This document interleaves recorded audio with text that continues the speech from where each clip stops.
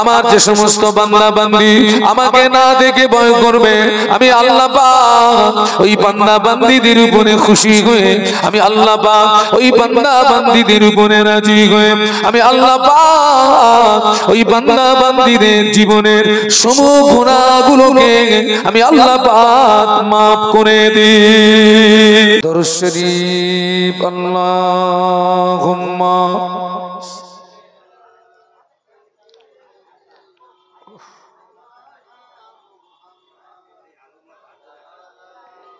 এটা একটু ঘুরিয়ে দাও একটু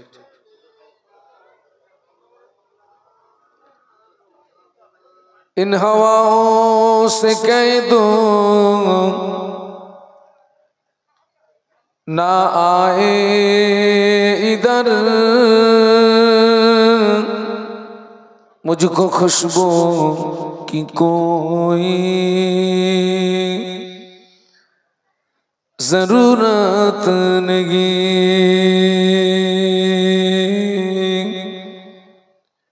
जिनकी खुशबू से महका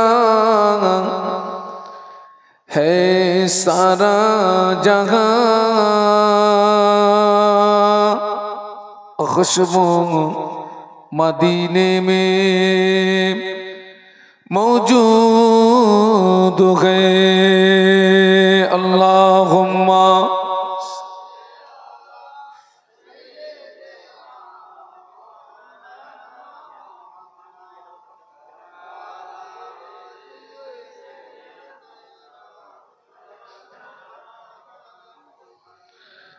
मेरे आँखों के पुतली में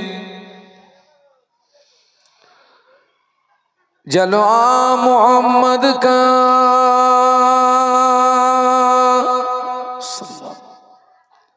मेरे दिल के आईने में नक्शा है मोहम्मद का कोई जन्नत में जाएगा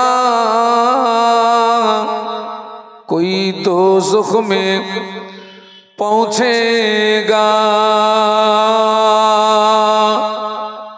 मदीने की तरफ दौड़ा दीवाना मोहम्मद का अल्लाहुम्मा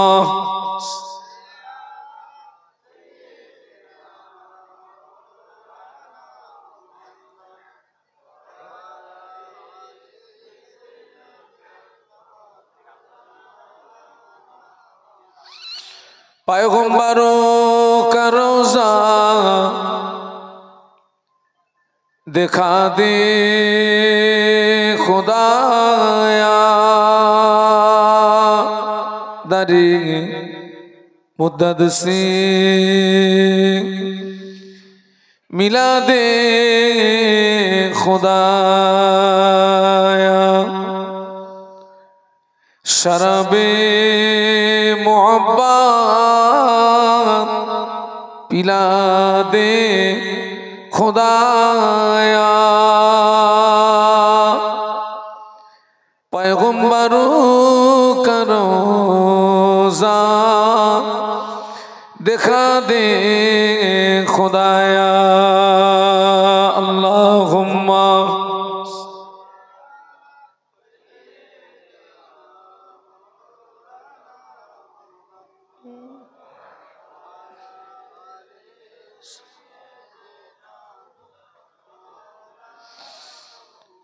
একটু কলেমার জিকির লা ইলাহা ইল্লাল্লাহ লা ইলাহা ইল্লাল্লাহ লা ইলাহা ইল্লাল্লাহ মুহাম্মাদুর রাসূলুল্লাহ আল্লাহুম্মা বাবা ঠিক আছে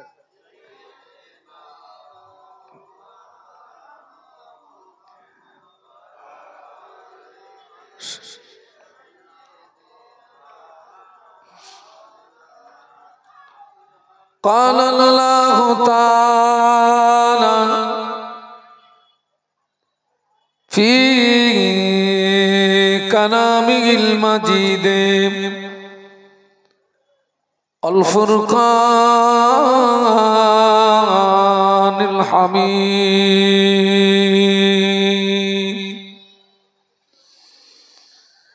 بسم الله الرحمن الرحيم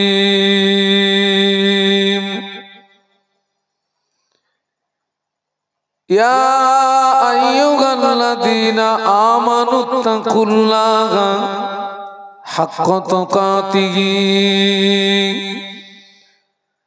ولا تموتن إلا وأنتم مسلمون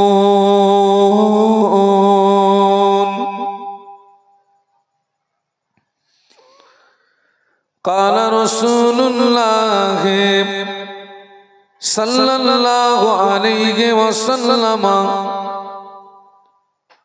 لا يؤمن أحدكم حتى أكون أحب إليه من والده وولده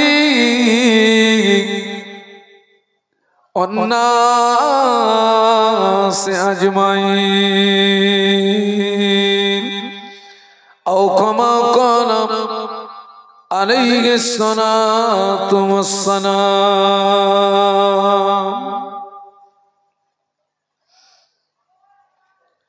সম্মানীয় আপনাদের মসজিদের যোগ্য ইমাম সাহেব, সম্মানীয় উলামা হযরত, সম্মুখে উপবিষ্ট ভদ্র মহোদয়গণ, পর্দার আড়ালে অবস্থিতা আম্মা এবং বোনেরা, আল্লাহ পাকের দরবারে অসংখ্য শুকরিয়া। আজকের আমরা সকলে সৌভাগ্যবান, আমাদের খুশনসিব, কারণ যে গ্রামে মাহফিল হয় ওই গ্রামের সব মানুষ মাহফিল পর্যন্ত আসতে পারে না। অনেক মানুষ কঠিন কঠিন রোগে আক্রান্ত হয়ে, কেউ বাড়িতে, কেউ হসপিটালে, কেউ নার্সিং হোমের বেডে কত কষ্ট পায়। আল্লাহ পাক ইচ্ছা করলে আজকের আমাদের কঠিন কঠিন রোগ দিয়ে আল্লাহ পাক আমাদের বড় মুসিবত দিয়ে তিনি আমাদেরকে মাহফিল থেকে মাহরুম করতে পারতেন। তিনি আমাদেরকে দয়া করে শারীরিক সুস্থতা দান করে মাহফিল পর্যন্ত আসার তৌফিক দান করেছেন। আমরা সকলে কৃতজ্ঞতা প্রকাশে মুহাব্বতের সঙ্গে উচ্চ আওয়াজে বলি আলহামদুলিল্লাহ। পাশাপাশি প্রিয় নবীর মাজার মুকদ্দাসে জানাই অসংখ্য দরুদ এবং সালাম। অন্তরের অন্তরস্থল থেকে বলি সাল্লাল্লাহু আলাইহি ওয়াসাল্লাম। আমি মোহাম্মদ শাহানুর আলম আজকের আপনাদের এখানে আমার জীবনের সর্বপ্রথম পদার্পণ।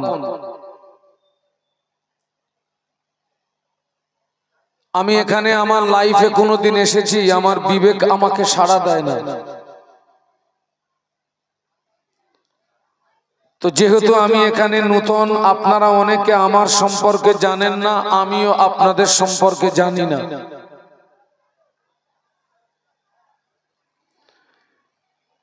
তবে আমার মূল আলোচনা শুরু করার আগে আপনাদেরকে দুটি কথা বলছি। এক নম্বর কথা, এই যে আজকের মাহফিলটা হচ্ছে, এই মাহফিলটা দিতে গিয়ে আপনাদের তথা গ্রামবাসীদের একটা মোটা অঙ্কের অর্থ খরচ হচ্ছে। মাইকম্যান, লাইটম্যান, প্যান্ডেল, আপনাদের জন্য তাবাররুকের ব্যবস্থা, আলেমদের নজরানা, এবং আমার ধারণার কথা বলছি, তবে মনে হয় আমার ধারণা ভুল হবে না।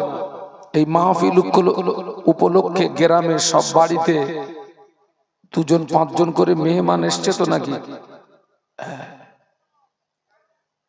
অন্যদিনে যদি সাংসারিক খরচ হয় 500 টাকা, আজকের তো সংখ্যাটা বেড়ে যাবে। তো সবটা মিলিয়ে দেখা যাবে যে আজকের আপনাদের এই গ্রাম থেকে কয়েক লক্ষ টাকা খরচ হচ্ছে।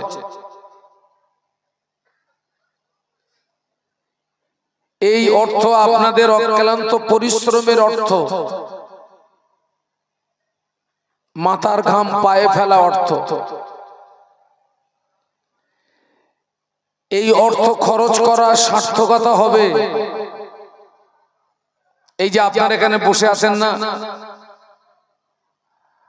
আপনাদের জীবনের সময়ের মূল্য আছে, আমার সময়ের মূল্য আছে। আপনার এখানে রাত জেগে বসে থাকাটা সার্থক হবে, আর আমাকে এতটা দূর থেকে এসে দুটো কথা বলা সার্থক হবে যদি আপনারা আমার একটা কথা মেনে নিতে পারেন। আমার কথা বুঝতে পারছেন নাকি? একটা কথা যদি মানতে পারেন, সবটাই সার্থক। আর যদি না মানেন,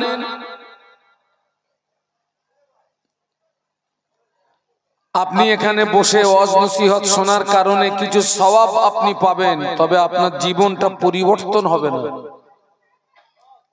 আমি যেটা বলতে চাচ্ছি সেটি হচ্ছে, আপনারা সকলে এই নিয়াতে বসুন, নিয়াতটা ঠিক করে নেন। এই নিয়াতে বসুন যে আজকের এখানে যে সমস্ত ওলামারা আসছেন, শরীয়তের মাপকাঠিতে তারা যে আলোচনাগুলো রেখে যাচ্ছেন, আমরা আল্লাহর রাস্তে ওই আলোচনা মেনে নেব। বলুন আল্লাহুম্মা আমিন।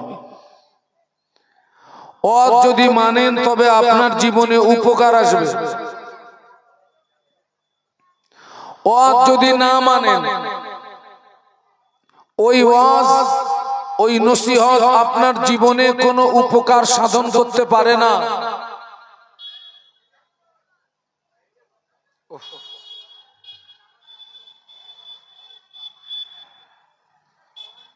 যারা সারা জীবন ওয়াজ শুনেছে, ওয়াজ মানেনি, বাস্তব জীবনে আমলে আনেনি, তারা সবাই ক্ষতিগ্রস্ত, তারা সবাই ধ্বংস, তারা সবাই বরবাদ। আল্লাহ পাকের পাঠানো একজন পয়গম্বর, জানার নাম আপনারা বলুন তো, আমাদের জাতের পিতার নাম কি? যে না, আদি পিতা হচ্ছে আদম আলাইহিস সালাম, আদি পিতা। আর জাতের পিতা হচ্ছেন হযরত ইব্রাহিম খলিলুল্লাহ, উনি হচ্ছেন জাতের পিতা। হযরত ইব্রাহিম খলিলুল্লাহ ওনার পাক জবানের বাণী শুনেছিল ওই জমানার একজন প্রতাপশালী বাদশার নাম হচ্ছে নমরুদ। সবাই একটু জোরে বলুন তো, কি নাম বলেছি? নমরুদ। এই নমরুদ একদিক দিয়ে সৌভাগ্যবান, আবার এই নমরুদ আর এক দিক দিয়ে হচ্ছে দুর্ভাগ্যবান। সৌভাগ্যবান কোন দিক দিয়ে? নমরুদ আল্লাহর পয়গম্বরকে দেখেছিল। কাকে দেখেছিল? আল্লাহর পয়গম্বরকে দেখেছে, আল্লাহর পয়গম্বরের জবানের নসিহত শুনেছে, এই দিক দিয়ে সৌভাগ্যবান। আর কপাল ফাটা, আল্লাহর পয়গম্বরকে দেখেছে, আল্লাহর পয়গম্বরের জবানের নসিহত শুনেছে, কিন্তু মানেনি। সবাই মিলে বলুন তো কি করিনি? আর একটু জোরে বলুন, মানেনি। নমরুদের মৌত হয়েছিল কুকুরের মতো, বলুন নাউজুবিল্লাহ।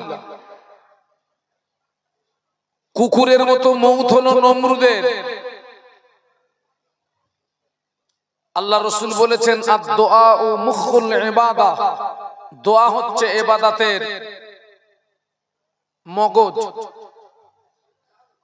আপনারা যখন আল্লাহ পাকের দরবারে দোয়া চাইবেন, আল্লাহকে বলবেন, আল্লাহ পাক আমাকে অ্যাক্সিডেন্টের মৌত দেবেন না। কি মৌত দেবেন না? আল্লাহ আমাকে হঠাৎ মৌত দেবেন না। অ্যাক্সিডেন্টের মৌত, হঠাৎ মৌতটা ভালো না।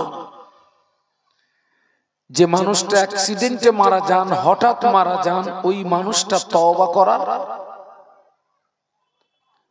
আল্লাহর কাছে দোয়া চাইবেন, আল্লাহ পাক আমাকে ঈমানি গালাতে মৌত দেবেন,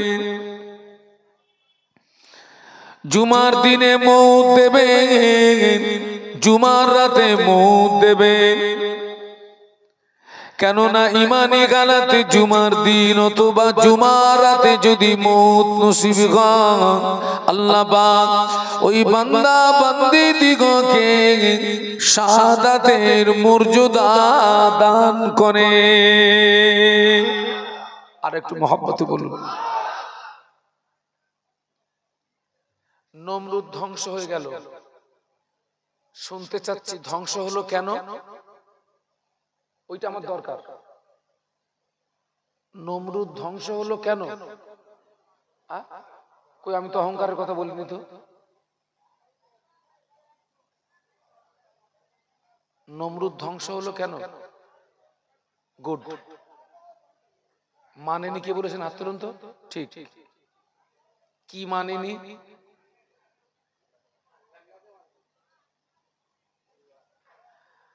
নমরুদ আল্লাহর পয়গম্বরকে দেখেছে, আল্লাহর পয়গম্বরের জবানের নসিহত শুনেছে, কিন্তু মানেনি। আর একজনের কথা বলছি। আল্লাহ পাকের একজন পয়গম্বরের সঙ্গে একটি পাহাড়ে আল্লাহ পাকের কথা হতো। কি নাম? মুসা আলাইহিস সালাম। হযরত মুসা সাল্লামের জমানার একজন আরেকজন প্রতাপশালী বাদশার নাম হচ্ছে মিস্টার ফেরাউন। এই একই কেস। আল্লাহর পয়গম্বরকে দেখেছে, আল্লাহর পয়গম্বরের জবানের নসিহত শুনেছে, মানেনি, বরং দাবি করেছিল আনা রব্বুকুমুল আলা। বলুন নাউজুবিল্লাহ। একটু জোরে বলুন না। সেই ফেরাউন আছে না কমপ্লিট? না আছে, জ্যান্ত না মরা? আপনারা যেভাবে বলছেন আমার তো মনে হলো পুরো এক মাল জীবিত নাকি। ফেরাউনের মৌত হয়েছিল কোথায়? কে বলতে পারেন? নীল নদ না, ওই নদীটার নাম নীল নদ নয়, ওই দরিয়াটার নাম লোহিত সাগর। কি নাম বলেছি বাবু? আল্লাহ আমাকে এবারে দেখালেন লোহিত সাগর, যেখানে হুতির সঙ্গে হচ্ছে না। ওদের জন্য দোয়া করবেন, হুতি বাহিনীর জন্য দোয়া করবেন। ওরা ন্যায় ও সত্যের জন্য লড়ছে, ঠিক কিনা? লোহিত সাগর। ফেরাউনকে আমার আল্লাহ ছুঁচোর মতন চুবিয়ে চুবিয়ে মেরেছে। ছুঁচো চেনেন তো? ওই ছুঁচো যখন পানিতে পড়ে, একবার মাথাটা ভিতরে নিয়ে যায় আর একবার উপরে তোলে। ফেরাউন ঈমান এনেছিল। কি ওয়াজ শুনেছেন এতদিন আপনারা? সব ঈমান আনেনি? হ্যাঁ এনেছিল। কিন্তু ফেরাউন এমন সময় ঈমান এনেছিল, ওই সময় ঈমান আনার গুরুত্ব স্রষ্টার কাছে ছিল না। ঈমান আনার পরেও যখন আল্লাহ ওকে চুবাচ্ছে, ফেরাউন বলছে আল্লাহ আমি তো ঈমান এনেছি, এরপরে আমাকে চুবাচ্ছ কেন? আমি তো ঈমান এনেছি। আল্লাহ বললেন এখন এখন তুই তো সন্ত্রাসী। ফেরাউন ধ্বংস হলো। কেন হলো? আল্লাহর পয়গম্বরকে দেখেছে, আল্লাহর পয়গম্বরের জবানে নসিহত শুনেছে, কিন্তু আরো জোরে বলুন, আল্লাহ ওকে কিয়ামত পর্যন্ত সুটকি বানিয়ে রাখবে, কোন কুত্তায় ওর মুখে পেশাব করবে না, গিরি না। আল্লাহ ওকে কিয়ামত পর্যন্ত সুটকি বানিয়ে রাখবে। এই জন্য আবার যদি কেউ নতুন ফেরাউন সাজতে চায়, ও যেন পুরাতনের দিকে তাকায়, মাল শুয়ে রয়েছে ওই দিকে দেখ, আর মনে মনে ভাব। তাহলে দুটি দৃষ্টান্ত দিলাম বাবা। তাহলে আমরাও যদি সারা জীবন অশুনি, না মানি, বাস্তব জীবনে আমলে না আনি, আমরাও ওই ক্ষতিগ্রস্তর জায়গাতে পৌঁছে যাব। সেজন্য আল্লাহ পাকের দরবারে দোয়া, আল্লাহ পাক আমাদের উভয়কে শোনা বলার চেয়ে বেশি আমল করার তৌফিক দিন। বলুন আমিন, বলুন আমিন, বলুন আমিন। আমার বক্তৃতার বয়স কম বেশি হতে পারে 26 বছর। কত বছর বলেছি? 26। আমার কিন্তু বয়স বেশি না বাবা, আমি রাত জেগে বুড়ো হয়ে গেছি। আমার ডেট অফ বার্থ হচ্ছে 1/1/1979। কত বয়স এবার হিসাব করবেন? 1/1/79। রাত জেগে বুড়ো হয়ে গেছি। তো বলার উদ্দেশ্য হচ্ছে, এখান থেকে 20 বছর আগে মাহফিল হতো, কিন্তু এত মাহফিল হতো না। মাহফিল হতো তবে সংখ্যায়, ঠিক বলছি না ভুল বলছি? এখান থেকে 20 বছর আগে এত হুজুরও পাওয়া যেত নি বাবা। ছিল সংখ্যায় কম না বেশি? কম। তবে মাহফিলের সংখ্যা কম ছিল, হুজুরের সংখ্যা কম ছিল,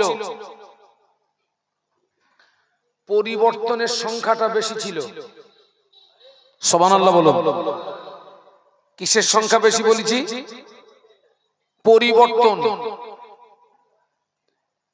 গুটি কতক আলেমের দানাতে সমাজের মানুষ যে হেদায়েত পেয়েছিলেন, সমাজের মানুষ যে উপকৃত হয়েছিলেন,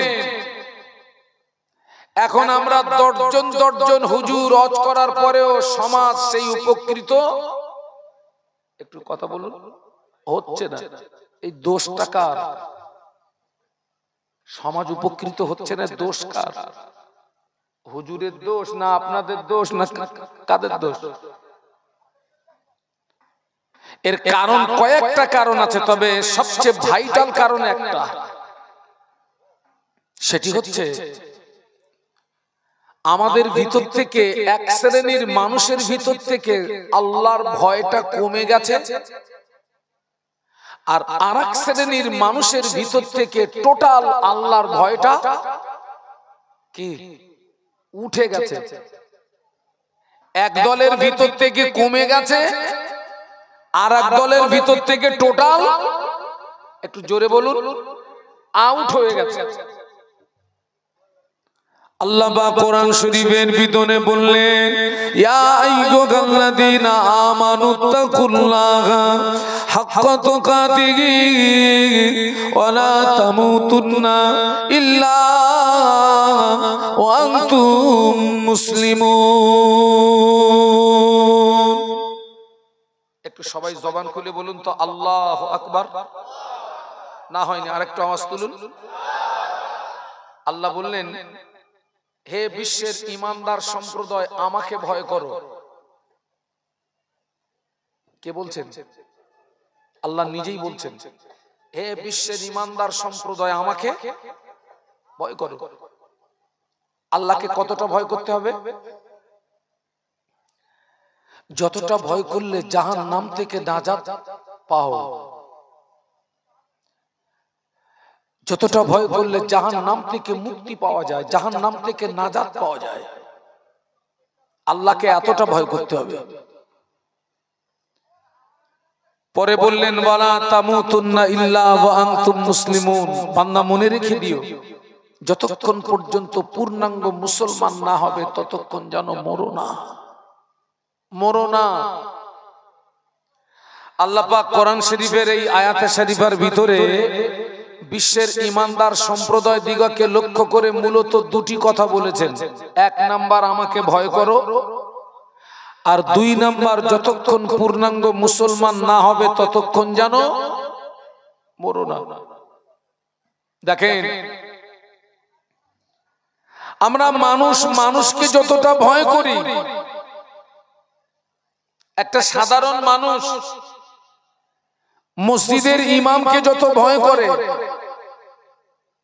একটা সাধারণ মানুষ আলেমকে দেখে যত ভয় করে, একটা সাধারণ মানুষ লিডার ক্যাডারকে দেখে যত ভয় করে, বিশ্বাস করুন আমরা বান্দা হয়ে ওই ভয়টা যদি আল্লাহকে করতে পারতাম আমাদের জীবনটা বদলিয়ে যেত। একটু সুবহানাল্লাহ বলুন।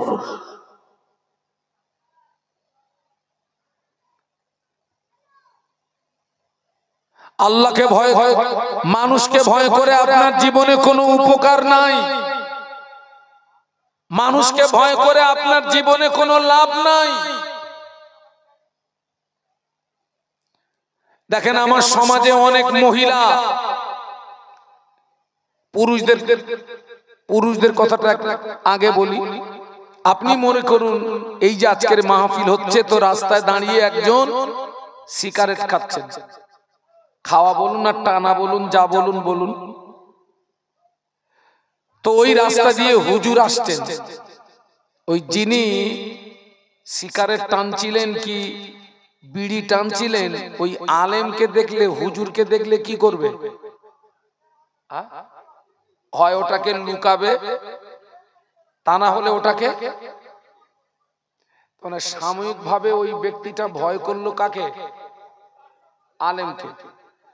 ওই আলেম আর হুজুর বলেন, যখনই ওই ব্যক্তির দৃষ্টির আড়াল হবে পুনরায় আবার কি শুরু? টানা শুরু। তো তাহলে আলেমকে ভয় করে লাভ হলো?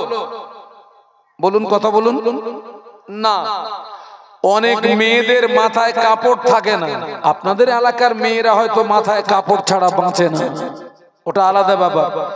তো দেখেছি অনেক গ্রামের মেয়েদের মাথায় কাপড় থাকে না, তো মসজিদের ইমাম দেখলে, হুজুর দেখলে ওই চট করে কাপড়টা কি করে? তুলে দেয়। তো বাস্তব বলছি না অবাস্তব বলছি? ওই হুজুর বলেন আর ইমাম বলেন, ওই মহিলার দৃষ্টির আড়াল যেই হয় পুনরায় কি হয়?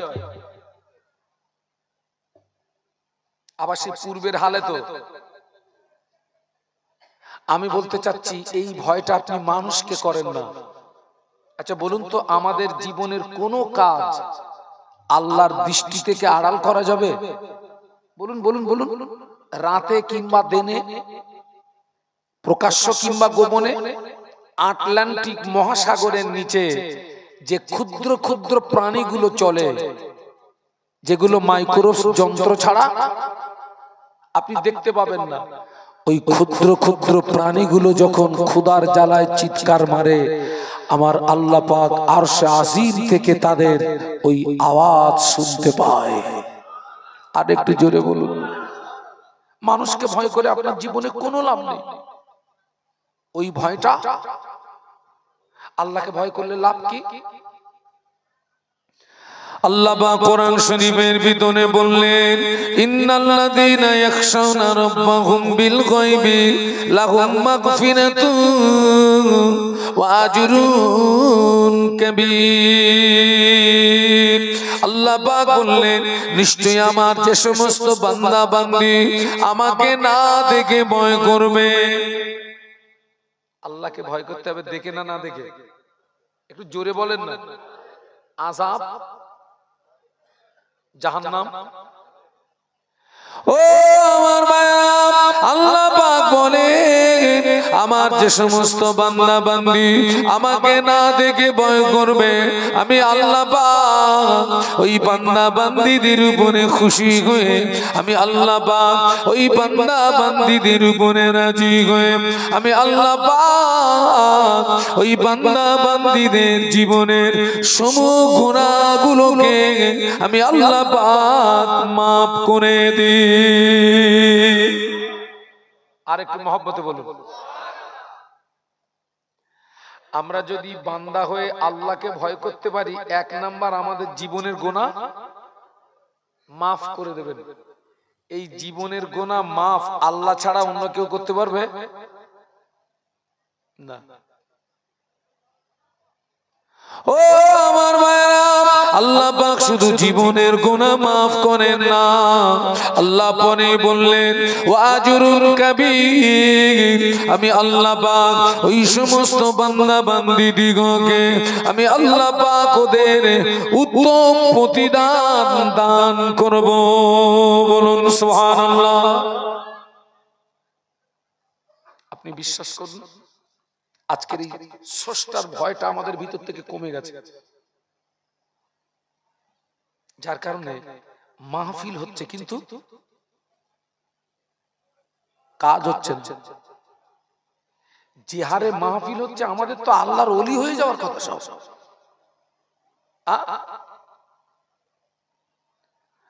আল্লাহর ভয়টা যখন আপনার ভিতরে স্থান পেয়ে যাবে, এ দেখেন ওই টোটাল মৌমাছিদের ভিতরে একটা মাছি থাকে, টোটাল মাছির লিডার, ওর নাম কি? রানী মাছি। রানী মাছি যেখানে যায় পুরো দলবল, বাস্তব না অবাস্তব? ওদের ভিতরে এত মিল, ঐক্য। রানী মাছি যেখানে যায় পুরো দল। একটু সুবহানাল্লাহ বলুন। আল্লাহর ভয়টা যখন আপনার ভিতরে এসে যাবে,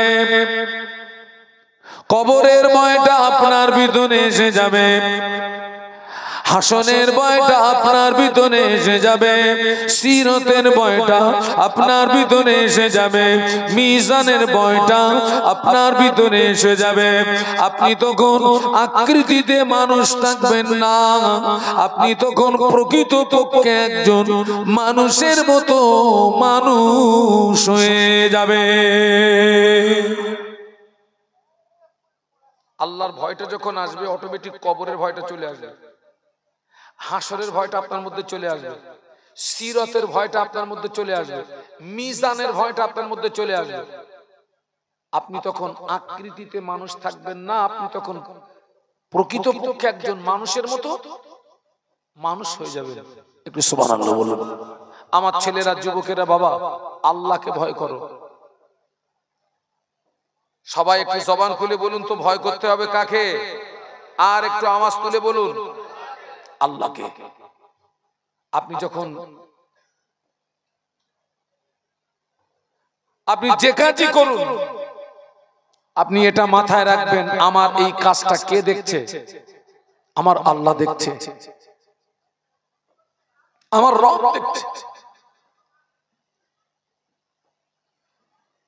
আমার রব দেখছে আমার কাজটা। আহা, ও ছেলেরা, যুবকেরা, জওয়ানেরা, আল্লাহর ভয়টা যখন তোমার ভিতরে চলে আসবে, কবরের ভয়টা তোমার ভিতরে চলে আসবে, আমি আপনাদেরকে জিজ্ঞাসা করছি, কবরের ভিতরে কবরটা ভয়ের জায়গা না? ভয়ের জায়গা না? কবরটা কবরে ভয় আছে না? নেই? আছে না? আরে অনেকে তো কবরের আযাব বিশ্বাস করে না।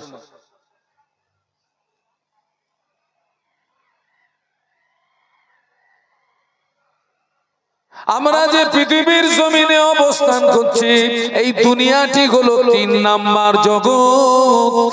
1 নাম্বার জগৎ হলো রূহের জগৎ, দুই নাম্বার জগৎ হলো মায়ের পেট, তিন নাম্বার জগৎ হলো দুনিয়া, চতুর্থ নাম্বার জগৎ হলো কবর, এক নাম্বার জগৎ হলো রূহের জগৎ, দুই নাম্বার জগৎ হলো মায়ের পেট, তিন নাম্বার জগৎ হলো দুনিয়া, চতুর্থ নাম্বার জগৎ হলো কবর। কবর শেষ জগৎ নয়, মাটির নিচে রয়েছে অসংখ্য জগৎ। একটু বলুন আল্লাহু আকবার। ওই যে আমরা সূরা ফাতিহার ভিতরে পড়ি না, আলহামদুলিল্লাহি রাব্বিল আলামিন। আলামিন হচ্ছে বহু বচন, এক বচন হচ্ছে আলম।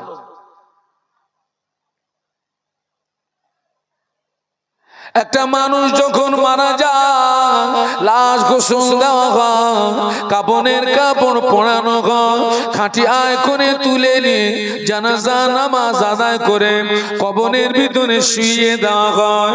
বিসমিল্লাহে ওয়া আলা মিল্লাতে রাসূলিল্লাহে রাখা হয় কবরে।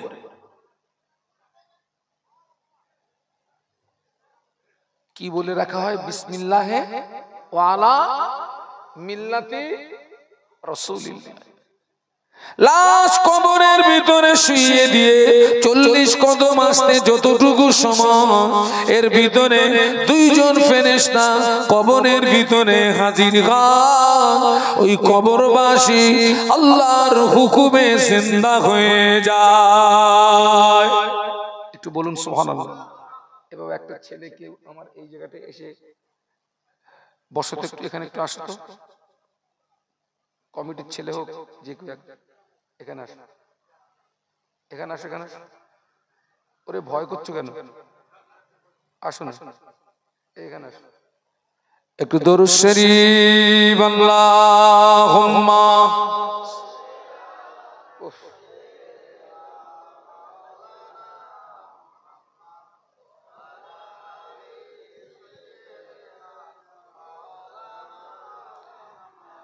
এতগুলো মানুষ আরো মহব্বতে আল্লাহুম্মা সাল্লি আলা।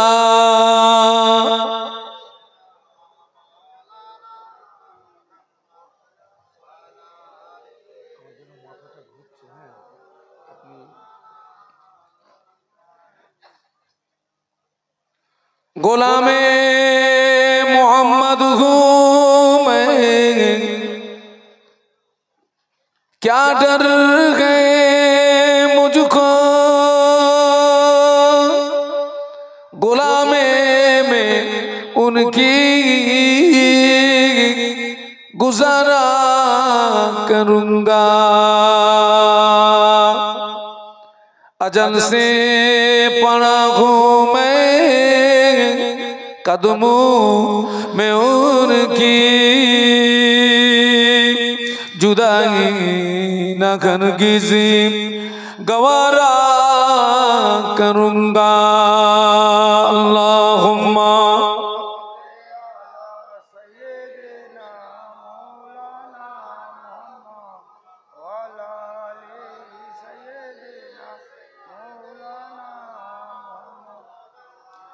ও আমার ভাইরা, ওই কবরবাসী বাবাজি লাশ কবরের ভিতরে শুইয়ে দিয়ে 40 কদম আসতে যতটুকু সময়, এর ভিতরে দুইজন ফেরেশতা কবরের ভিতরে প্রবেশ করবে। আর ওই কবরবাসী আল্লাহর হুকুমে জিন্দা হয়ে যাবে। ফেরেশতারা ওই কবরবাসীকে 3টে প্রশ্ন করবে। আচ্ছা ভাই, যে আল্লাহ মেরেছেন ওই আল্লাহ মরাটাকে জিন্দা করাটা আল্লাহর জন্য, এমনি তো আল্লাহর জন্য সবই সহজ, তবে যিনি জীবিতকে মেরেছেন ওই আল্লাহ মরাটারে জিন্দা করাটা সহজ না কঠিন?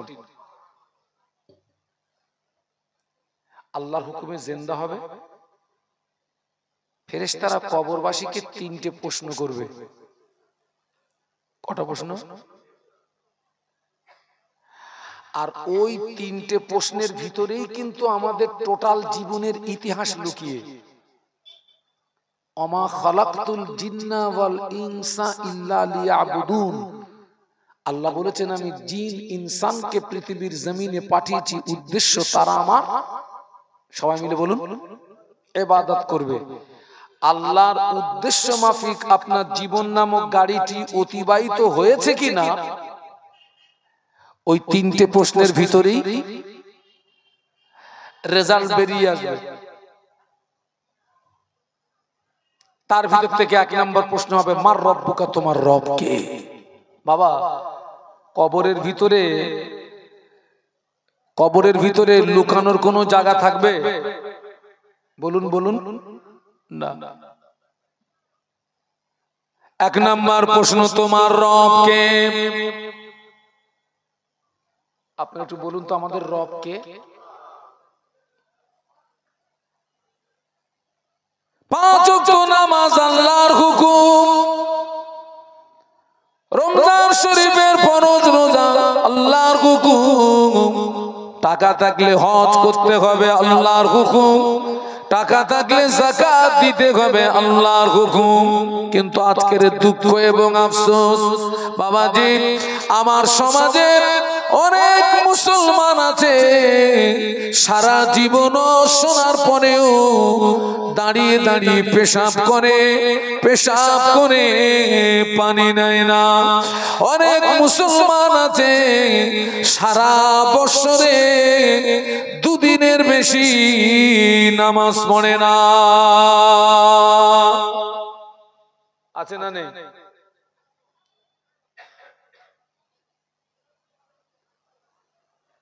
অনেক মহিলারা আছে মেয়েদের ঈদের নামাজ নাই, মেয়েদের জুমার নামাজ নাই। অনেক মহিলারাও পেশাব করে পানি নেয় না। অনেক মহিলারাও সারা বছরে আল্লাহর জমিনে একবার সিজদা দেয় না।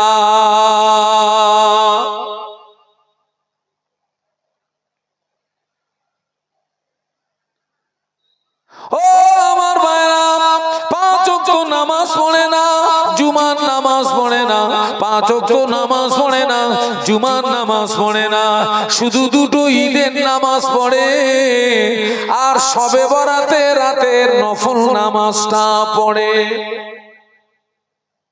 এই যে শবে বরাতের রাত চলে গেল বাবা, আপনাদের মসজিদে স্বাভাবিকভাবে ভিড় একটু কমে না বাড়ে? হ্যাঁ বাড়ে। ও যুবকেরা, শবে বরাতে রাতের ওই নফল নামাজ যদি তুমি না পড়ো, আল্লাহ পাক তোমায় জাহান্নামায় দেবে না। শবে বরাতে রাতের ওই নফল নামাজ যদি তুমি না পড়ো, আল্লাহ তোমায় জাহান্নামায় দেবে না। তবে আল্লাহ পাকের ফরজ হুকুম 5 ওয়াক্ত নামাজ যদি না পড়ো, বিনা তওবায় যদি মারা যাও, আল্লাহর জাহান্নামের আগুন তোমায় ছাড়বে না। কথাটা বুঝতে পেরেছেন? আবার যেন কালকের বলেন না যে সে বসিরহাট থেকে ওই শাহানুর আলম এসে বলে গেছে যে শবে বরাতের রাতের নফল নামাজ পড়তে হবে না। তাই বলেছি আমি কি বলেছি? কি পড়তে হবে, কি বলেছি সেইটা বলেন। শবে বরাতের নফল নামাজ যদি না পড়ে, আল্লাহ আপনার জাহান্নামায় দেবে না। কিন্তু 5 ওয়াক্ত ফরজ নামাজ যদি না পড়ে, বিনা তওবায় যদি মারা যান, আল্লাহর জাহান্নামের আগুন তোমায় ছাড়বে না।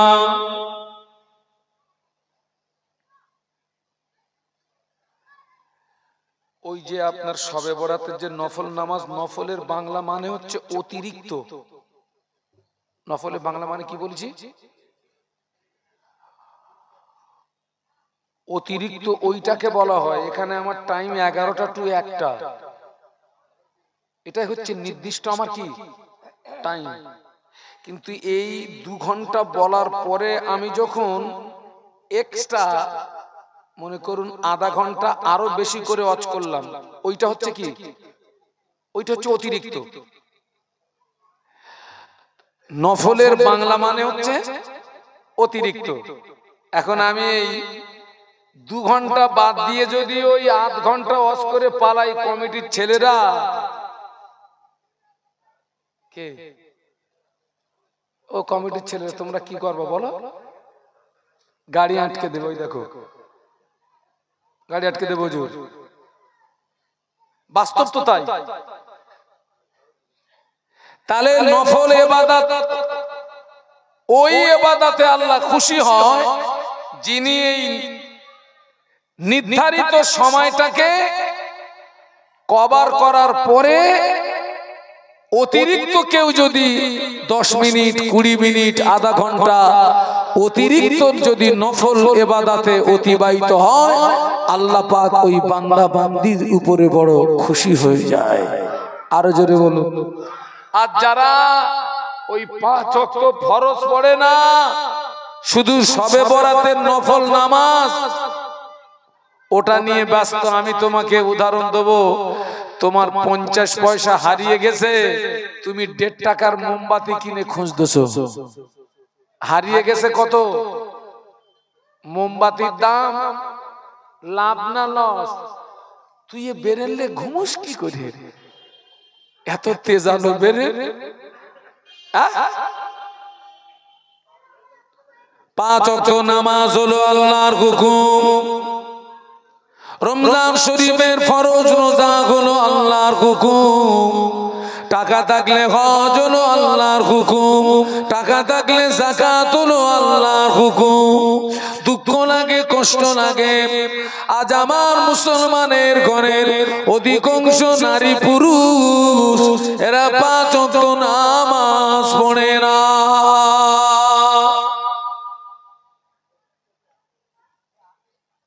অনেকে বলে হুজুর নামাজ পড়ি আর না পড়ি, হুজুর আমার মন খুব ভালো, আমি খুব ভালো হুজুর। ভুল হচ্ছে, ভুল হচ্ছে।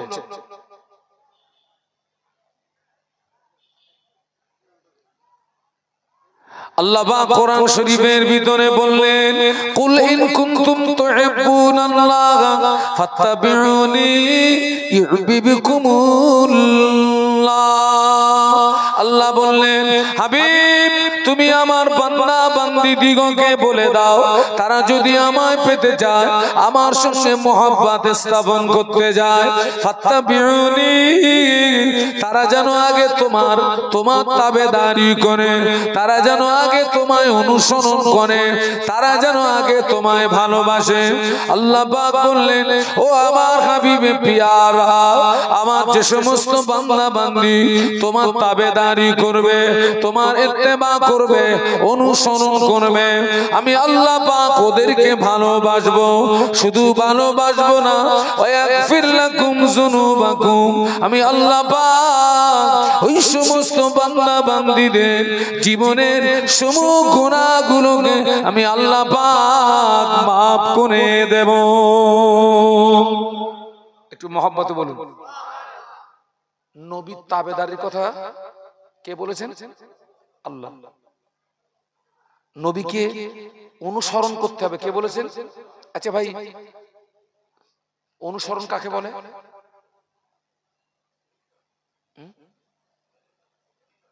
মেনে চলা, ঠিকই বলেছেন। অনুসরণ বলতে মনে করুন ইনি আপনাদের মসজিদের ইমাম, তো আমি আপনাদের মসজিদের ইমামকে অনুসরণ করি। কিভাবে?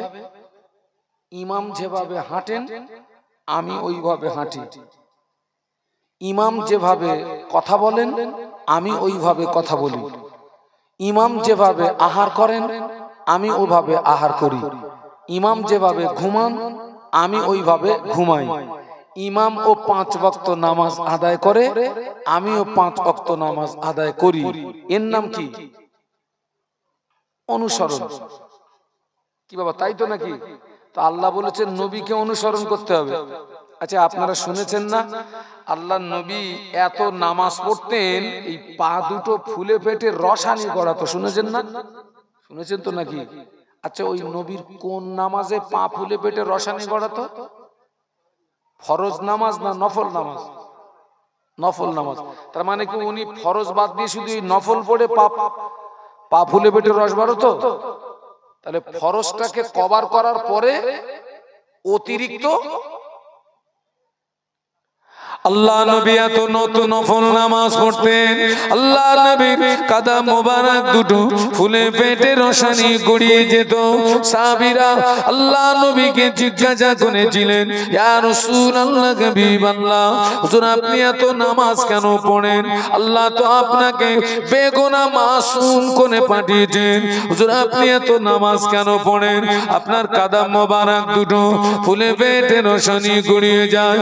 আল্লাহ নবী বলেছিলেন, ও আমার সাহাবীরা, যে আল্লাহ আমাকে নবী বানালেন, যে আল্লাহ আমাকে রাসূল বানালেন, যে আল্লাহ আমাকে এত ইজ্জতের হকদার করলেন, আমি কি আল্লাহ পাকের ইবাদতের ভিতর দিয়ে কি কিয়ামতের ময়দানে তার শুকরগুজার বান্দাদের দলভুক্ত হয়ে কি উঠব না?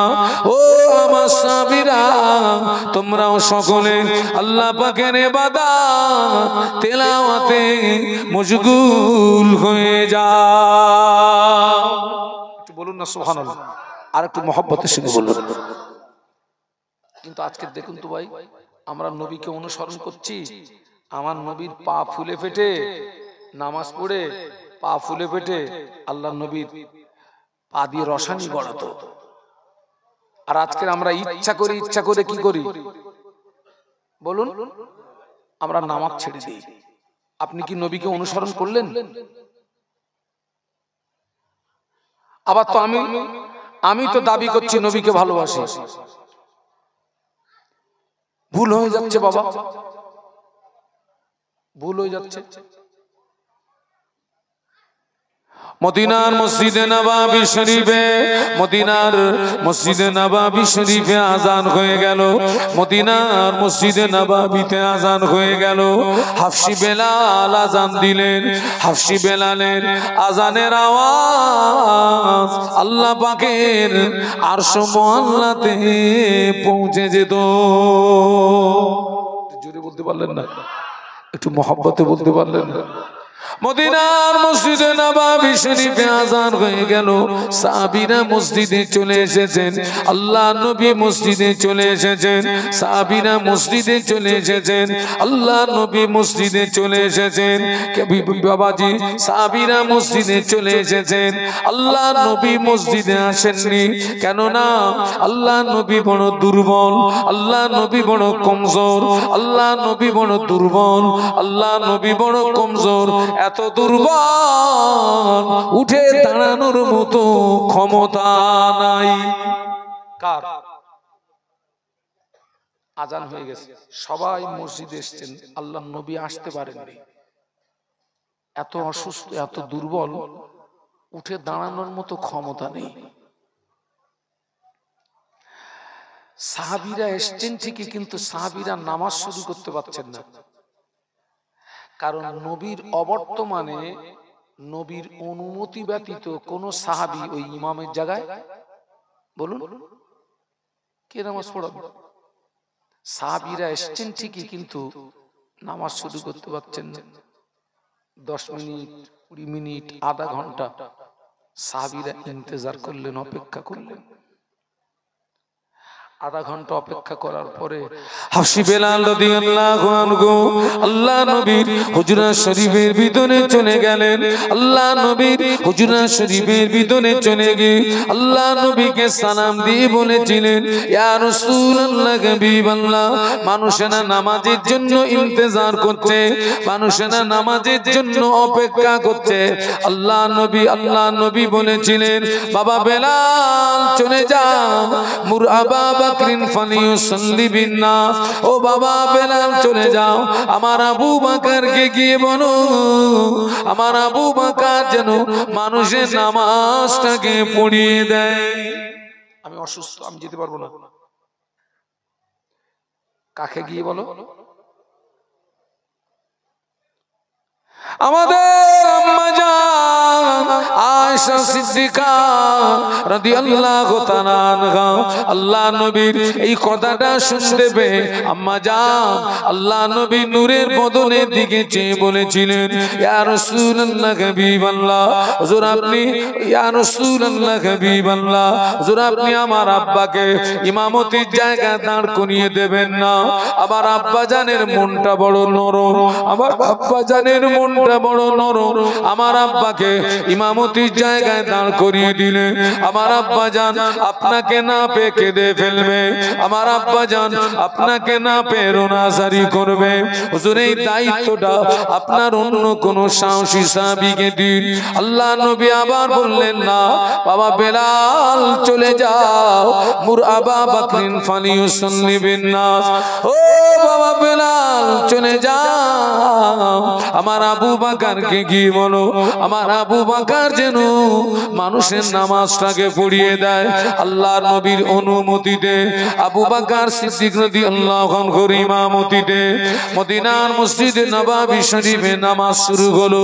যখনই নামাজ শুরু হলো আল্লাহ নবী ঘরের ভিতরে থাকতে পারেন না, আল্লাহ নবী অস্থির হয়ে পড়েছেন, আল্লাহ নবী ব্যাকুল হয়ে পড়েছেন, আল্লাহ নবী অস্থির হয়ে পড়েছেন, আল্লাহ নবী ব্যাকুল হয়ে পড়েছেন। আল্লাহ নবী আলীকে ডাকলেন, আল্লাহ নবী উসমান গনিকে ডাকলেন, ও বাবা আলী, বাবা উসমান আমার হুজরাতে আসো। দুইজন সাহাবী আল্লাহ নবীর হুজরা শরীফের ভিতরে আসলেন। আল্লাহ নবী দুই সাহাবীর কাঁধের উপরে ভর করে আল্লাহ নবী মসজিদে আসছিলেন। আল্লাহ নবী এত দুর্বল, সাহাবীদের কাঁধের উপরে ভর করার পরেও আল্লাহ নবীর কাদাম মোবারক দুটো জমিনে খেসড়িয়ে যাচ্ছিল, আল্লাহ নবীর কাদাম মোবারক দুটো জমিনে খেসড়িয়ে যাচ্ছিল। ওই অবস্থায় নবী মসজিদে আসলেন। আবু বকর সিদ্দিক রাদিয়াল্লাহু আনহু, বাবাজি যে সাহাবীরা নামাজে ছিলেন, নামাজের ভিতরে সাহাবীরা আল্লাহ নবীকে দেখতে পেয়ে কোন সাহাবী সুবহানাল্লাহ পড়লেন, কোন সাহাবী আলহামদুলিল্লাহ পড়লেন, কোন সাহাবী আল্লাহু আকবার পড়লেন।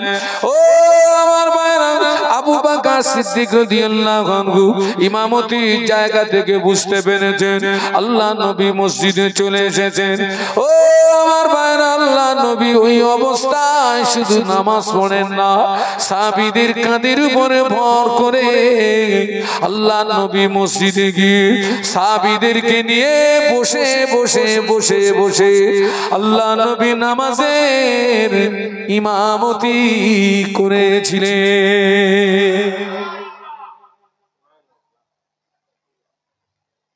ওর যদি বোঝেন তবে মজা লাগবে। আল্লাহ নবী তিনি অসুস্থ বলে আসতে পারবেন না বলে একজনকে ইমাম নিযুক্ত করেছেন, সেই ইমামের ইমামতিতে নামাজ শুরু হলো। রাসূলুল্লাহ ঘরে থাকতে পেরেছেন? বলুন। সাহাবীদের কাঁধের উপরে ভর করে এসেছেন।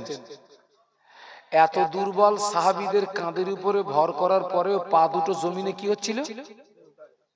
ওই অবস্থায় এসেছেন, সাহাবীদেরকে নিয়ে বসে বসে মদিনার মসজিদে নববীতে নামাজের ইমামতি করেছেন। আর একটু জোরে বলুন, আর একটু মহব্বতে বলুন। আমরা নবীকে ভালোবাসি, কিন্তু নবীর ওই আদর্শটা আমার মধ্যে থাকার দরকার ছিল না? ছিল না? বাবা কিয়ামত পর্যন্ত যদি মাহফিল দাও, কোন পর্যন্ত? কিয়ামত পর্যন্ত বাঁচবেন? আমি কথাটার গুরুত্ব বাড়ানোর জন্য বললাম। কিয়ামত পর্যন্ত যদি মাহফিল দেন, আর যত বড় হুজুর আনেন, মনে করুন 5 লাখ টাকা দিয়ে হুজুর কিনেছেন, বিশাল মাহফিল হলো, আপনি নামাজ পড়লেন না, নাজাত পাবেন বলে মনে হয়? একটু সবাই মিলে বলুন, পাওয়া যাবে বাবা? আমার ছেলেরা যুবকেরা পাগলামো করলে হবে না, পাগলামো করলে হবে না। তোমরা যে আমাদেরকে এই যে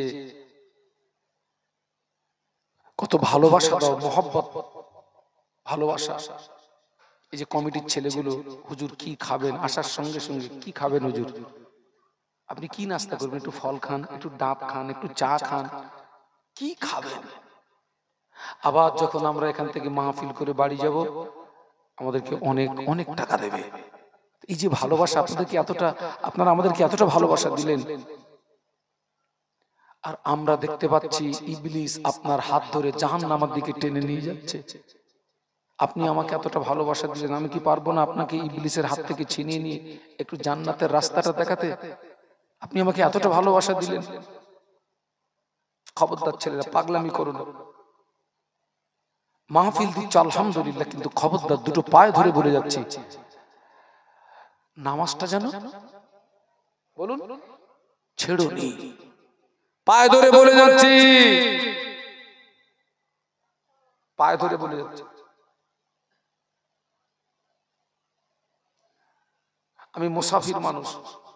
আল্লাহ আমাকে 3 বার মক্কা মদিনায় নিয়ে গেছেন, আল্লাহ 2 বার ফরজ হজে নিয়ে গেছেন, এবারে আল্লাহ আমাকে একটু উমরায় নিয়ে গেছেন। এই হাতটা আল্লাহর খানায় কাবায় বহুবার লাগিয়েছি বাবা। খবরদার, নামাজ ছেড়ো না। যুদ্ধের ময়দানে আল্লাহ নবী বড় দুর্বল, আল্লাহ নবী বড় যায়ীফ, আল্লাহ নবী বড় কমজোর। আল্লাহ নবী আলীকে ডাকলেন, বাবা আলী, আমি বড় দুর্বল হয়ে গেছি বাবা, আমি একটু বিশ্রামে যাব। আলী কাররামাল্লাহু ওয়াজহাহু বললেন, ইয়া রাসূলুল্লাহ, হাবিবাল্লাহ, হুজুর আপনি কোথায় বিশ্রাম করবেন? এটা তো মরুভূমি আর বনভূমি, বালু আর বালু। হুজুর আপনি মাফ করুন, হুজুর আপনি আমার কোলে মাথা দিয়ে একটু বিশ্রাম করুন, হুজুর আপনি আমার কোলে মাথা দিয়ে একটু বিশ্রাম করুন। ওই সময়টা ছিল আসরের সময়। কোন সময়? আল্লাহ রাসূল সাল্লাল্লাহু আলাইহি ওয়াসাল্লাম আসরের নামাজ আদায় করে নিয়েছেন। এই বাবা, আর একটা ছেলেকে আমার এই পাশে আসো তো, আমার একটু অসুবিধা হচ্ছে, একটু আসো কেউ এই জায়গাটায়, চিয়ান একটু বসো তো। দরুদ শরীফ, আল্লাহুম্মা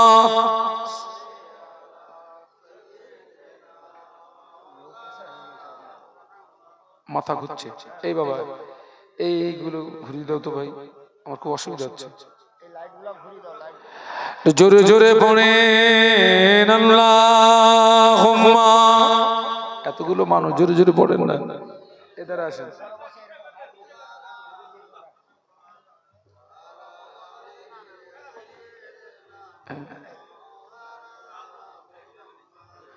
मुझे नाज है अपनी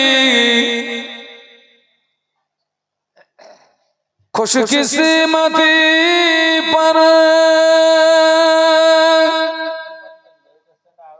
मेरे हाथ में गए